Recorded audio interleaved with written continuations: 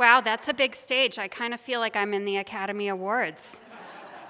Thank you all so much for welcoming me to Albuquerque, and thank you so much for spending a beautiful Saturday here at the museum.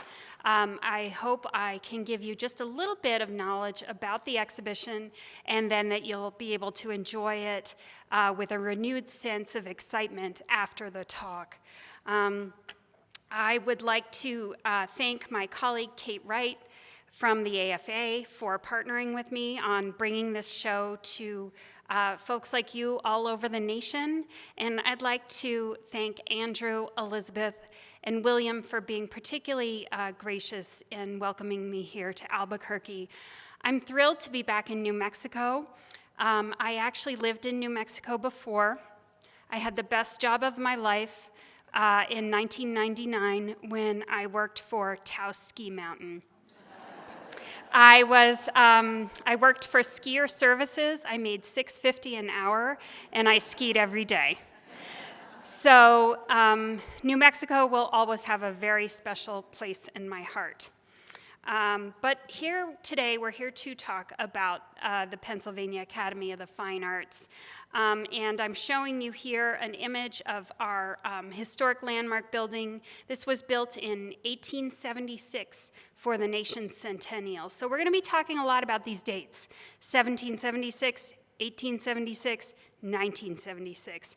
And of course, we're thinking forward to 2026, also in Philadelphia. I might have to drink a lot of water because I am feeling a little bit of the altitude here in beautiful New Mexico.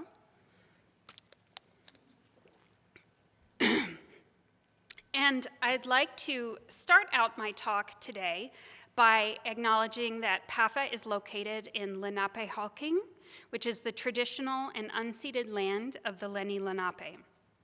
I recognize the historical exclusion of Indigenous artists from our historic collection at PAFA, and I vow to continue to work towards a more equitable future.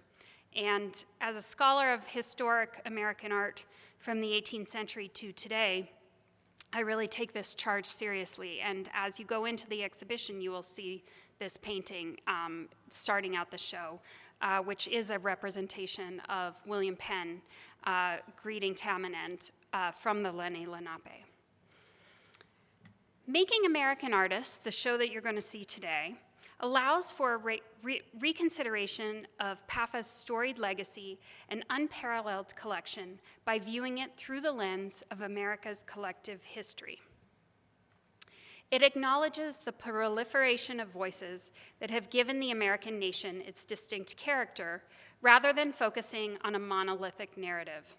In recent decades, the center of gravity for social and historical debate about identity and what it means to be American has altered, both in the national discourse and in the study of American art. A reinterpretation of our collection allows for a visual accounting of shifting narratives and perspectives. PAFA's museum collection includes many of the most important works created by American artists, and its academy has educated many of the country's most celebrated artists, as well as several who have not yet received their critical due and might be in the audience today.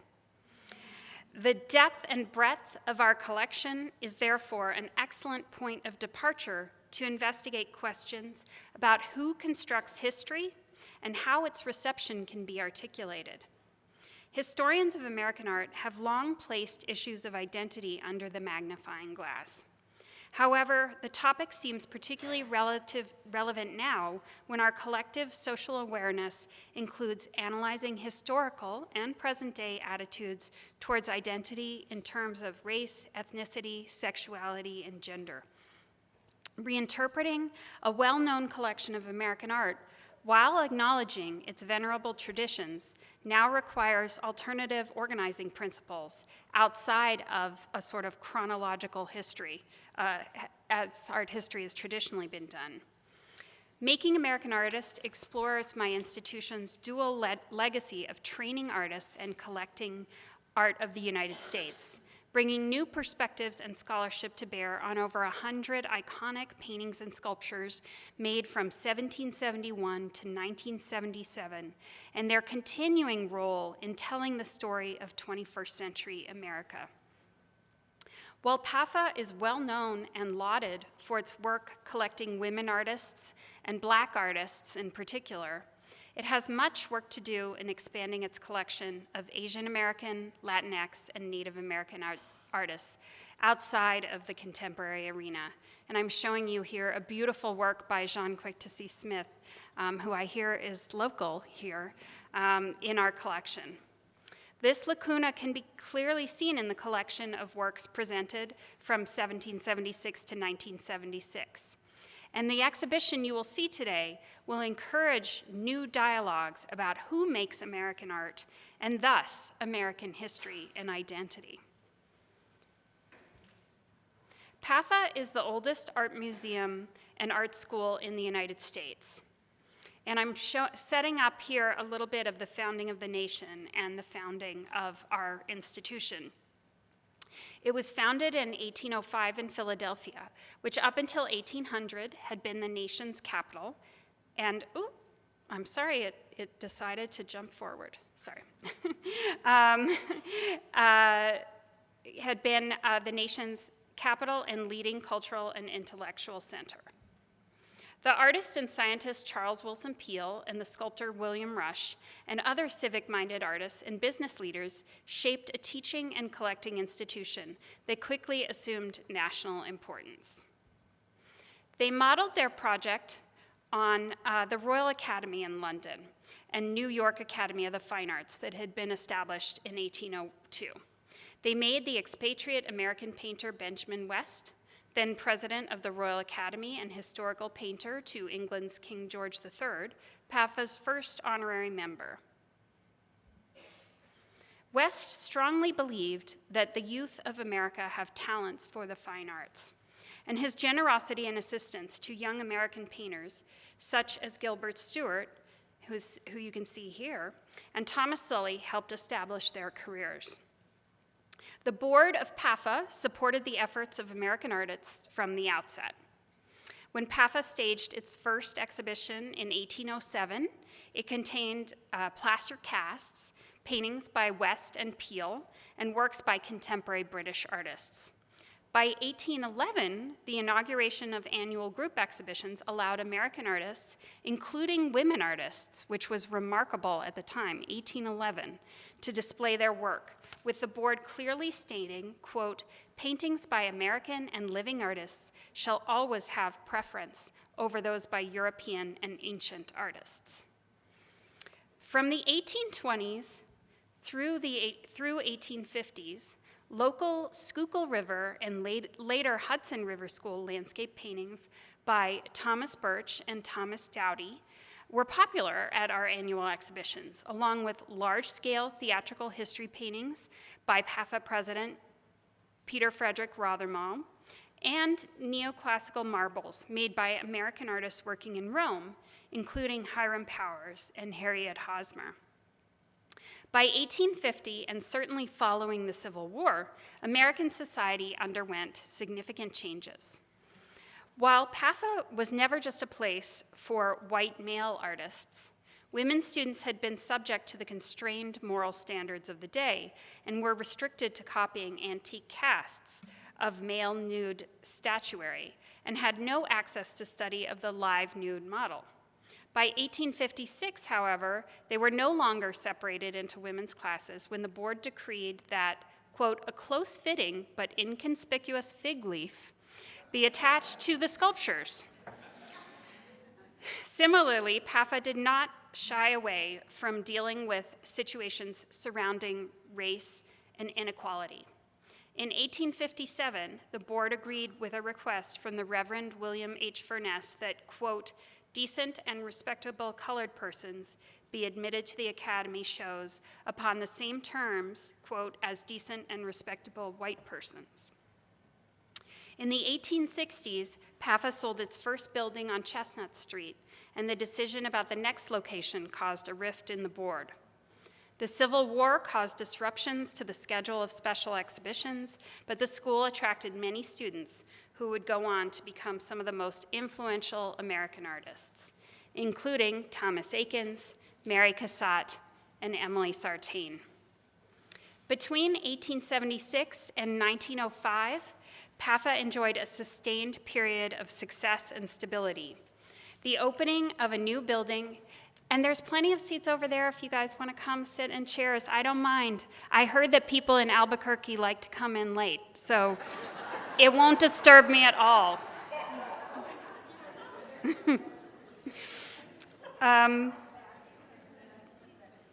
The opening of the new building, designed by Frank Furness and George Hewitt, coincided with the celebration of the nation's centennial. In subsequent decades, important donations helped augment our permanent collection, while the Joseph E. Temple Fund and Harry Gilpin Estate established funds for acquisitions. In 1878, Philadelphia financier and mechanical engineer Joseph Harrison, who made a fortune building locomotive engines for Tsar Nicholas I of Russia, gave his collection to PAFA. Among the 17 works were Peale's The Artist in His Museum, West's Penn's Treaty with the Indians, and John Vanderlyn's Ariadne Asleep on the Island of Naxos, believed to be the first female nude painted by an American artist. Of course, it wasn't painted in Philadelphia, it was painted in Paris. Thomas Eakins was a notable presence in the 1880s as an artist and an instructor. He was instrumental in innovative teaching practices at PAFA, putting emphasis on the study of human anatomy, including the dissection of animals and human cadavers, and reducing the traditional reliance on the study of antique casts. He introduced a sculpture class that modeled the body from life. In 1886, Eakins was dismissed from the faculty for his use of nude models of both genders in male and female classes, and for lifting a loincloth from a male model in a female life class, as well as using students as nude models, which probably would get him fired today as well. Cecilia Beaux, one of America's most significant female artists, and proclaimed by fellow PAFA professor William Merritt Chase as, quote, the greatest woman painter of modern times, also taught at the school. Harrison Morris stated that there is a kind of halo about her and her work. She was so rarely talented. Championed her work, and one of her paintings was first purchased in 1896, making that the first work by a woman purchased by PAFA. This acquisition made Beaux not only the first full-time woman professor of painting at PAFA, but the first woman to have her work purchased, although other women had donated their work. Morris led the way at PAFA with groundbreaking displays of photographic art. He was also responsible for this is one of her amazing early works, Les Derniers Jours d'Enfance. Morris was also responsible for the acquisition of Winslow Homer's The Fox Hunt, the first work by the artist to enter a public collection. Oh, sorry. Oops. There we go. There he is. There's the fox. This was the first work by Winslow Homer to enter a public collection, as well as this painting by Henry Tanner, Nicodemus, the first work by an African-American artist to enter our collection. Significantly, in 1895, May Howard Jackson became the first African-American woman to receive a scholarship to attend PAFA. Historically, the institution was known to purchase directly from artist studios, a daring decision at the time. So for me, this is a work that I purchased in 2018, May Howard Jackson, but you can see with the Mariana Sloan, it was purchased in 1915, the year after it was painted. So we took a risk on a lot of artists that has paid off over the years. So this showed a commitment to promising and under-recognized artists. Homer's fox hunt and Edward Hopper's apartment houses were both acquired in this way. And you can see with these two paintings, they were acquired shortly after they were painted. After the glory years of Harrison Morris, PAFA was not as nimble in responding to new art movements as it had been for most of the 19th century. Its endorsement of Impressionism prevailed into the 20th century, while its institutional commitment to modernism was inconsistent. However, it did foster the careers of modernists Arthur B. Carles, Robert Henry, and Mariana Sloane. The World Wars tempered social enthusiasm for art in general and hampered the institution's ability to train artists and exhibit their work. Nevertheless, in 1921, a bold exhibition of modern art entitled Exhibition of Paintings and Drawings Showing the Later Tendencies of Art opened at PAFA and was limited to American artists. Works by William Glackens, Arthur Dove, Charles Sheeler, and Georgia O'Keeffe marked the first exhibition of modernist works by Americans in an American museum. Notable and important acquisitions in the first half of the 20th century include Horace Pippin's John Brown Going to His Hanging, which is one of our most amazing icons, and Andrew Wyeth's Young America. These works, among others, demonstrate our leadership role in supporting living artists who offered nuanced critiques of US history and identity. By mid-century, when abstract expressionism dominated American art circles, PAFA rarely added abstract works to its collection, with notable exceptions such as Stuart Davis' Ultramarine, Janet Sobel's Invasion Day, and Isamu Noguchi's Girl Torso. Frank Goodyear, PAFA's first modern art curator, would later describe the institution as a slumbering giant that provided continuity but little growth. For the remainder of the 20th century, PAFA bolstered its collection with works that addressed lacunae in the collection, including works by Arthur Dove, Laura Wheeler Waring, Sonia Sukula, and Julius T. Block, all of which you can see in the exhibition. Though often thought of as conservative, PAFA was a generative space for the social, political, liberalism, and civil rights debates that marked the 1960s and 70s in America. The Black artist Barclay Hendricks was accepted at PAFA in the fall of 1863, entering the institution during this period of intense social change and racial anxiety. Raymond Saunders, an earlier Black graduate of the Academy, had challenged some of the philosophical ideals of the school in a 1967 self-published pamphlet, Black is a Color. Hendricks began his training along with another Black student, James Brantley, the subject of his painting here. And in the show, you can see a self-portrait that James did, as well as this portrait by Barclay Hendricks. At PAFA, so Hendricks began his training along James Brantley in the wake of intense racial debates in Philadelphia. At PAFA, he was introduced to drawing from the nude model and traditions of painting that emphasize color and figuration. While Raymond Saunders was recipient of the prestigious Crescent Memorial Traveling Scholarship in 1956, Hendricks was the first Black artist to be awarded two consecutive travel grants, the Crescent and the Scheidt Traveling Scholarship. These grants enabled him to travel through Western Europe and North Africa. PAFA entered this radical time in America by providing a structure and space for, in particular, women artists like Liz Osborne and Black artists, including Brantley, to thrive in a fine art setting where they could merge abstraction and figuration in their painting practice. In the 1960s, Philadelphia was a nexus for jazz, art, and the city became a formative influence for many artists. In 1967, David Lynch, the filmmaker, was an advanced painting student at PAFA, and he was already creating work that brought together painting, sculpture, sound, film, and installation before he went on to become an internationally renowned filmmaker. In the 1970s, just as it was in the 1770s, Philadelphia was a center of radicalism. As a center of the Black arts movement and the home also of focus, which was the first citywide arts program, one of the first feminist art shows in the nation, which happened in 1974. And we just celebrated its 50th anniversary in Philadelphia with a show called Refocus all over the city. I'm showing you here an image of the building as it was restored in 1976. In the mid-20th century, everything was covered up with white walls so that it wouldn't look like a Victorian building anymore.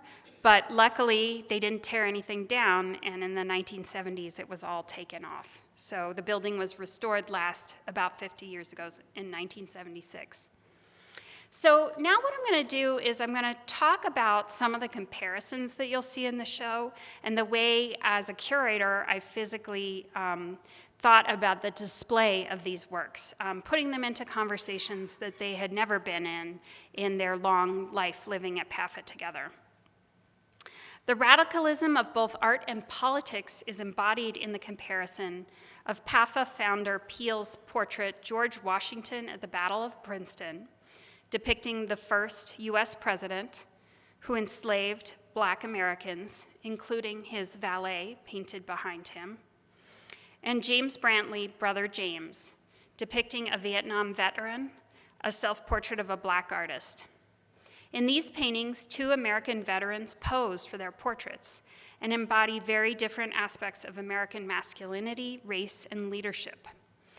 The exhibition that accompanies the catalog and the exhibition is built around these juxtapositions, and it is the works of art themselves that ask the most compelling questions about American history, identity, and the role of artists in defining these. Today, PAFA continues innovating for the future of American art with living artists. As a result, its well-recognized strengths can present an expanded view of artists, faculty, and individuals who've developed American art. Important historic portraits, such as a profile portrait of George Washington attributed to Patience Wright, or Peale's George Washington at Princeton, that convey stories about Revolutionary era politics, can be shown alongside Brantley's Brother James or Hendrick's JSB, to draw political parallels between what it meant to be American and who gets to claim full American citizenship, political or artistic, at pivotal moments in the country's history. Making American Artists, therefore, not only tells the story of American art and artists, but also offers a unique view onto US political and social history. PAFA's collection remains one of the most diverse historic collections in the country. Having collected and exhibited works by or educated women artists from Sarah Miriam Peale to Laura Wheeler Waring, and Black artists from Henry Tanner to Barclay Hendricks, PAFA also celebrates the work of artists like Harriet Hosmer, Marsden Hartley, Violet Oakley, and Sonia Sekula, who would today be considered part of the LGBTQ+ community. And in fact, Sonia Sekula was an out lesbian during her lifetime in the mid-20th century. Making American Artists explores 5 thematic angles. So I'm going to have a drink and just take a pause for a minute.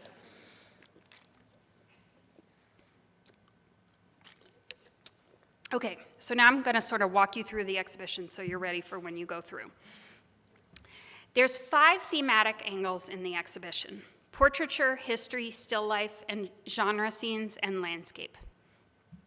Codified in the 17th century by the French Academy, these genres of art making remain popular subjects for artists today. But by exhibiting objects from different time periods together, they provide striking visual counterpoints that encourage new dialogues about who makes American art, and thus American history and identity. All of the artists that you'll see were shaped by PAFA, whether they studied there or they exhibited and displayed their work. In sharing these works together, we wish to reframe our legacy while thinking critically about our role in shaping our understanding of American art in the 21st century. So the first section is portraiture, which is defined as the art of creating a graphic and detailed description, especially of a person. In the early American Republic, when PAFA was founded, portraiture was a practical way for artists to make a living, even in cases where they may have wished to work in the more revered genres of history or mythological painting. Throughout the 19th century, PAFA exhibited portraits done on a grand scale, like the larger-in-life paintings of early American presidents by Gilbert Stuart, or the glamorous women and girls of the Gilded Age by Cecilia Beaux. In spite of an art world that centered imposing portraits symbolizing white power and wealth, many artists' more egalitarian impulses shaped a different narrative of power through portraiture. Black American artist Joshua Johnson, working with a rising merchant class in Baltimore, emphasized his clients' access to education and fine furniture. During the Harlem Renaissance, PAFA-trained artist Laura Wheeler Waring specialized in portraiture of an educated Black American elite. And in the 1960s, Barclay Hendricks gave birth to a radical realist style of portraiture that empowered the Black figure and centered Black culture and continues to inspire portraitists to this day. Many of the portraits in this exhibition are portraits of peer artists, or self-portraits, a perennial favorite of artists, and they are often both challenging and playful. Self-portraits and portraits of fellow artists often gave artists the opportunity to be more experimental and more intimate than they wanted to be with commissioned portraiture. And then I'm just going to go back for a minute to Harriet Hosmer's sculpture Puck, which can be read as an allegorical self-portrait. So Harriet Hosmer was known for her propensity to ride horses alone wearing male clothes in Rome, and she was part of a group of same-sex couples of women living together in Rome. She was described in the time period as queer, willful, and like a little boy. And Puck was her most famous sculpture. And of course, the subject of Puck is this Shakespearean sprite, Puck, the mischievous fairy who brings about mayhem. And when I bought this work, I had a little toddler, and this beautiful sculpture reminded me of him. Very much of a troublemaker. But now I think of it as an allegorical portrait of the artist herself, who was a bit of a troublemaker in her day. So the next section is history. And I see my dear friend, Dr. Ray Hernandez-Duran back there. Ray and I have worked together on thinking about history painting in academies in the Americas together. So I'm so thrilled that he's here for this lecture today. The term history painting was introduced in the 17th century to describe paintings with subject matter drawn from classical antiquity, mythology, and the Bible. This traditional genre was radicalized in the 18th century by Benjamin West, painter to the King of England after being born and raised in Swarthmore, Pennsylvania, who adapted the genre to refer to more recent historical subjects, shocking both the public and the art world. So you can see here what I did when I installed it. This at PAFA is I installed the Horace Pippin before the Benjamin West so that you would question who gets to make history paintings and how they capture them, to sort of raise questions about this. So West's Penn's Treaty with the Indians continued to be lauded as one of the earliest modern history paintings. But by its mythologizing relatively contemporary events, it also created a tool that was used to justify both British and US imperialism. West's painting, like other paintings and sculptures in this section of the exhibition, represents a perspective, a slanted viewpoint of history, rather than a factual account. These works of art embody the idea that truth and history are in the eyes of the beholder and the hand of the artist. Horace Pippin's John Brown Going to His Hanging depicts a historic event from the US Civil War, but from the perspective of a mid-20th century self-taught Black artist for whom it had personal resonance, rather than to convey its political or military accuracy. Alice Neal similarly asks us to remember those people often ignored or left on the sideline of academic history painting: women, children, the poor, as her deeply empathetic investigation of poverty at the Russell Sage Foundation, visualizing how economically challenged Americans were treated by bureaucrats during the Great Depression. I'm also showing you here another history painting by Peter Frederick Rothermel, which it was done by the president of the Academy at a time when the US was incurring into Mexican territory and debating the expansion of slavery westward into the Southwest. So that explains the popularity of these scenes in Philadelphia in the 1840s and 50s.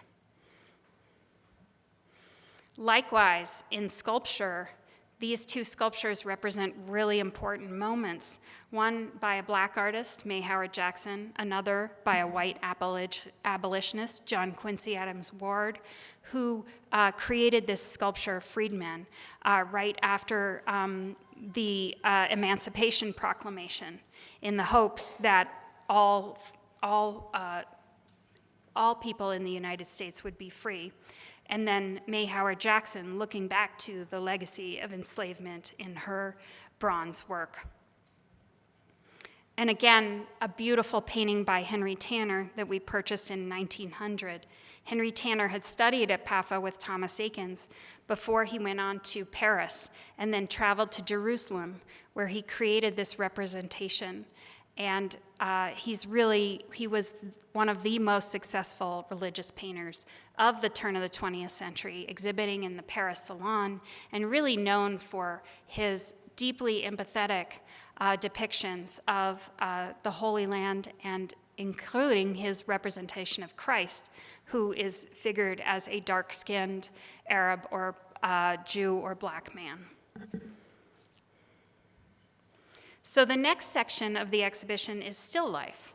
Still life is a painting or drawing of an arrangement of objects, typically including fruit or flowers and objects contrasting in texture, such as bowls or glassware. Still life is a kind of painting or sculpture that represents the non-human, often fruits or flowers, and it was codified as the lowest of the artistic genres in the Academy because it did not involve the study of the human figure. To that end, it is no accident that so many of the great still life painters are women, as it was one of the few genres they had access to given the restrictions under which they struggled to create art in a male-dominated profession, including not having access to study the nude human figure at PAFA until the 1870s.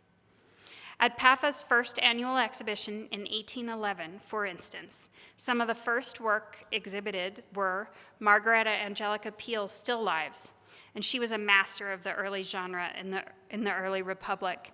And I just couldn't resist bringing these two together, George O'Keeffe and Margareta Angelica Peel.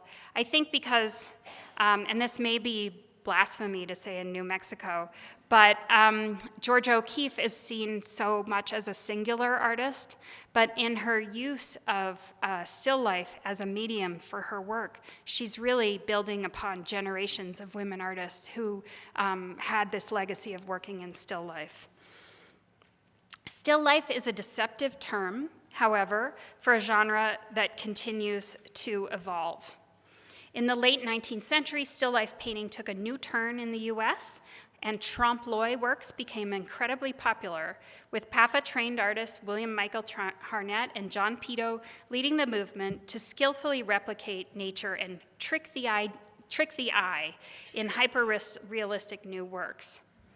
Or the artist Harriet Smith, who was so popular for her chicken paintings that she was able to create a foundation when she died to award women artists 100 years of prizes at PAFA through her paintings of chickens and bunnies. She's one of my favorites. In the 20th century, modernists moved to the genre away from its decorative associations and used it experimentally, like George O'Keeffe's modernist abstractions.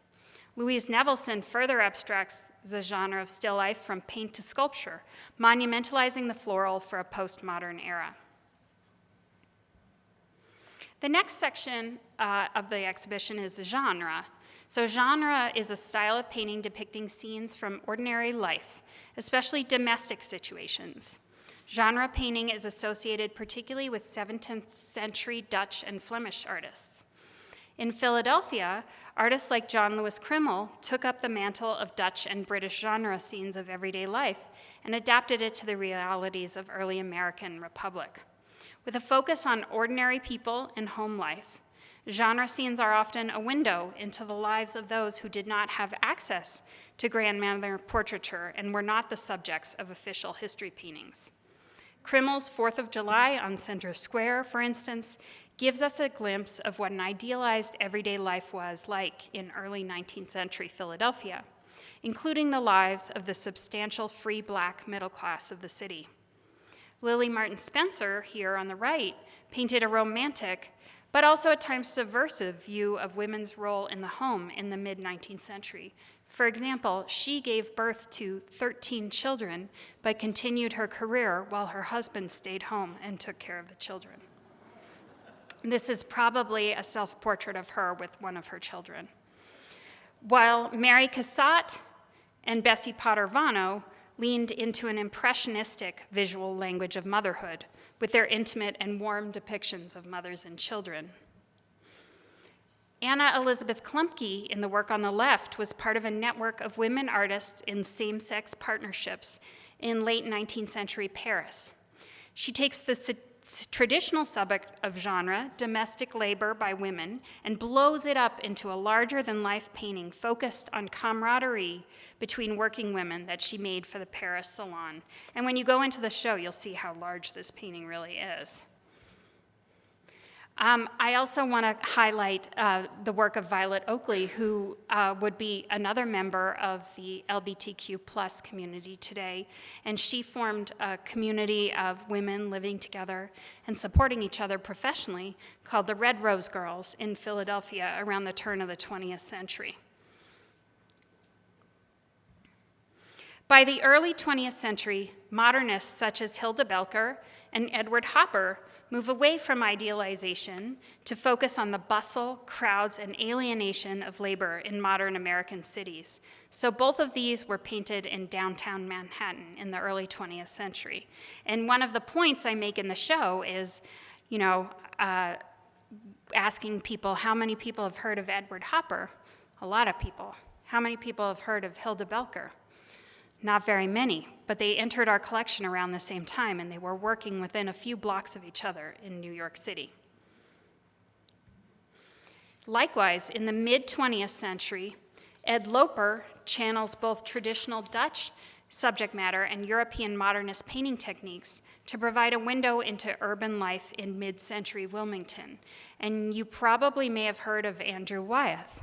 Andrew Wyeth lived during their entire life, Andrew Wyeth and Ed Loper lived about 5 miles away from each other. Ed lived in downtown Wilmington, and Andrew lived in suburban Chadds Ford. I had the pleasure of meeting Ed Loper and bringing his collection into the University of Delaware, and he spent a lot of time telling me how much how angry he was with Andrew Wyeth because they came up together. They were actually curated together in a show in the 1940s, but then, of course, Andrew became a household name, but Ed was only known to a devotee of collectors of African-American art and devoted artists in Wilmington, Delaware. So this is one of the narratives that I want to change with this exhibition. And when you go into the show, I do want you to note in particular the frame on this Ed Loper painting. Before this show went on view, this painting didn't have a frame on it because Ed couldn't afford a frame. But through the kindness and generosity of Gill and Lagodich Fine Art frame makers, They donated a frame to us so we could put this work on the road. And I just want to say that that was the same case with the Sonia Sekula. So often, if you're not seeing women or artists of color in galleries and museums, it may be because museums don't have the money to conserve them or frame them because the artists didn't have the money to take care of them in the first place. So if any of you have lots of money, please consider giving some of it to museums to help them tell diverse stories and bring the amazing works out of their vaults and into the public by caring for them and preserving them. So the final section, oh, thank you.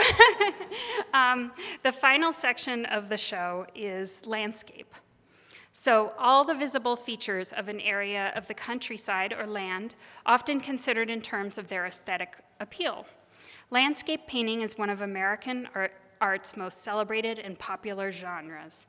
For decades, the Hudson River School paintings have been described as America's first national style. Now that's kind of a very New York-centered approach, which we here in Philadelphia and in New Mexico know is not the whole story. While these 19th century paintings, predominantly by New York-based artists like David Johnson, have become iconic, there is a much longer and broader story of American landscape. Landscape representation in Philadelphia, from the early American Republic to the Centennial Exhibition of 1876, actually shaped the better-known Hudson River School.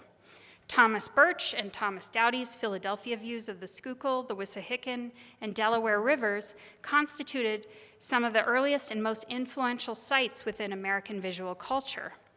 Thomas Moran over there on the left, whose work is so often associated with great Western scenes of national parks, got his start painting Philadelphia's Fairmount Park. And so this is a scene that he painted right before he goes out to Yellowstone, and he starts painting his landscapes of Yellowstone National Park, and which goes on to influence the US government to create the national park system. So what I always say is if it weren't for the Wissahickon and Moran in Philadelphia, we wouldn't have a national park system.